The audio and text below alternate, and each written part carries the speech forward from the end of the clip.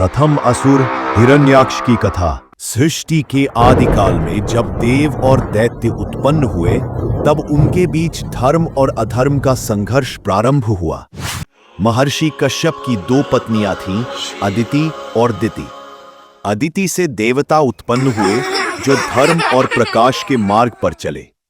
दिति से उत्पन्न हुए दैत्य, जिनमें शक्ति तो अपार थी, पर उनका स्वभाव गर्व और अहंकार से भरा हुआ था।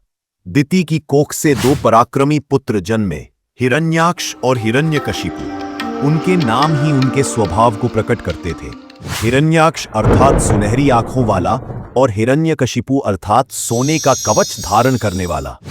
दोनों भाइयों में भयंकर शक्ति और अदम्य उत्साह था, लेकिन उनका जीवन धर्म से दूर और अहंकार से भरा हुआ था। हिरण्याक्ष का उदय। हिरण्याक्ष बचपन से ही क्रोधी और उतावला था। उसकी सुनहरी आंखों में आग सी चमकती थी और उसका शरीर पर्वत जैसा बलवान था। जब वह बढ़ा तो उसने तीनों लोकों को जीतने का संकल्प लिया। देवताओं, यक्षों और दानवों को उसने परास्त कर दिया। दिशाओं के रक्षक तक उससे कांप उठे। देवता उससे भयभीत हो गए, पर हिरण्याक्ष का अहंकार यही नहीं थमा। उसने सोचा, जब तक मैं सृष्टि के मूल को न चुनौती दूं, तब तक मेरी महिमा अधूरी है। पृथ्वी का अपहरण। एक दिन हिरण्याक्ष ने अद्भुत साहस और अहंकार का प्रदर्शन किया। उसने पूरी पृथ्वी भूदेवी को अपनी भुजाओं में उठा लिया और गेंद की भांति लुढ़काते हुए उसे सागर की गहराइयों में ले जाकर फेंक दिया। गर्व से उसने गर्जना की, अब देखूं कौन है जो इसे बचा सके। देवताओं के रक्षक कहां हैं? पृथ्वी के डूब जाने से समस्त सृष्टि डगमगा उठी। पर्वत कांपने लगे, नदियां सूखने लगीं और जीवन असंतुलित हो गया। देवगण असहाय होकर भगवान विष्णु के पास पहुंचे। वराहावतार का प्रकट होना। देवताओं की प्रार्थना सुनकर भगवान विष्णु मुस्कुराए और उन्होंने अद्भुत रूप धारण किया। वराह अर्थात दिव्य शूकर। उनका शरीर विराट था। दांत पर्वतों की तरह चमक रहे थे और उनकी गर्जना से आकाश कांप उठा। वराह समुद्र में उतरे और पृथ्वी को खोजने लगे। तभी सामने आया हिरण्याक्ष। उसकी आंखों में अग्नि थी।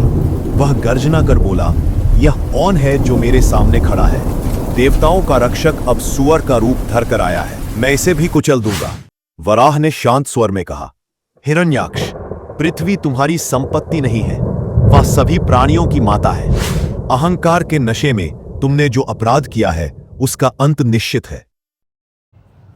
महासंग्राम। और फिर आरंभ हुआ महासंग्राम। समुद्र की लहरें पर्वतों से उठने लगी, बिजली चमकने लगी, बादल गरजने लगे। हिरण्याक्ष अपनी गदा लेकर प्रचंड वेग से वार करता रहा। प्रत्येक प्रहार से समुद्र की लहरें चीख जाती। वराह अपने तीक्ष्ण दांतों और विशाल शक्ति से उसका सामना करते रहे। देवता और ऋषि इस युद्ध को देखकर भयभीत हो उठे। दोनों योद्धा घंटों तक भिड़े रहे। अंततः वराह ने पृथ्वी को अपने दांतों पर उठाया और ऊपर की ओर ले जाने लगे। क्रोध से पागल हुआ हिरण्याक्ष अंतिम बार छलांग लगाकर वराह पर टूट पड़ा, पर उस क्षण वराह ने अपने दिव्य दांतों से उसे भेद दिया। उसकी गर्जना समुद्र में गूंज उठी और फिर धीरे धीरे मौन हो गई। कथा का संदेश। इस प्रकार पहला महान असुर हिरण्याक्ष अपने अहंकार के कारण परास्त हुआ।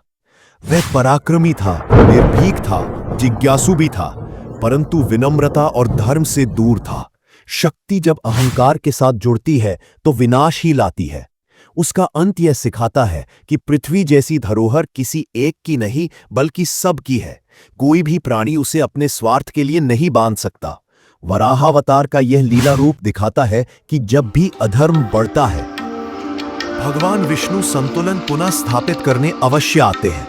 हिरण्याक्ष के बाद उसका भाई हिरण्यकशिपु भी अहंकार में डूबकर विष्णु से शत्रुता करेगा और तब नृसिंह अवतार प्रकट होंगे। निष्कर्ष।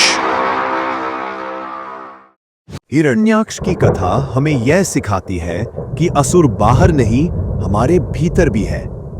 जब अहंकार, लालच और क्रोध हमारे भीतर बढ़ते हैं, तब हम स्वयं दैत्य बन जाते हैं। और जब विवेक और विनम्रता प्रकट होती है, तब देवत्व की ज्योति चमक उठती है।